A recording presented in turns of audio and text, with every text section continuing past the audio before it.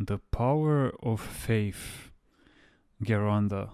What is the seal of the Lamb? Who is the Lamb? Christ. What is his seal?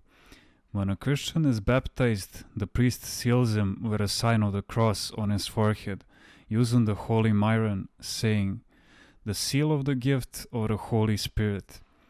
Then, each time the Christian makes the sign of the cross, he reverences the saving passion of the Lord and invokes the power of the cross, which is the power of the death of our Christ on the cross. When we say, "O cross of Christ, save us through your power," we invoke the power of the sacrifice of Christ on the cross. The cross has great power. For example, if it is raining and lightning bolts are coming down, one of them can strike a large metal cross on a church bell tower. But if a Christian is down there who has a small cross and says, "O cross of Christ, save us through your power," the lightning bolt does not strike him. In the first instance, the laws of nature are at work, and the lightning bolt strikes the metal cross and knocks it down. In the second instance, a tiny little cross protects the Christian, because he invokes the power of the cross of Christ. Geronda. Why is it that even though I ask for something with faith, God does not grant it? You may believe, you may ask, but if you are not humble or if you tend to be proud, God does not provide. One may have faith not only like a tiny grain of mustard seed, but even like a whole kilo of mustard seeds. But if one does not also have the corresponding humility, God does not act, because man cannot benefit under such circumstances. When there is pride, faith is not active.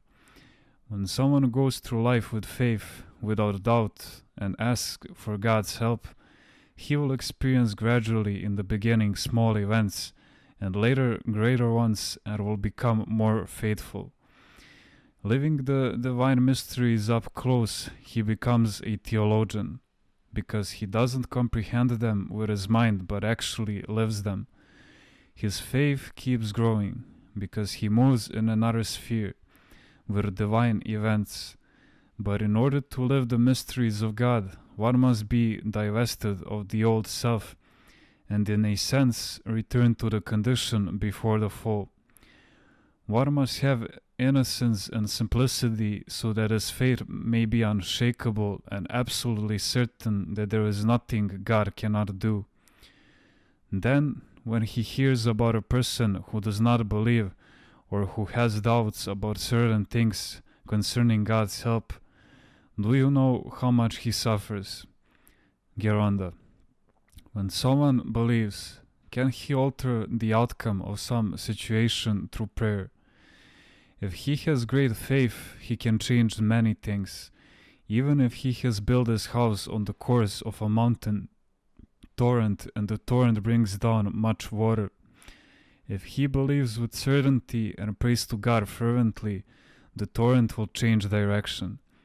But he must have such faith that if he hears, for example, that a miracle has taken place,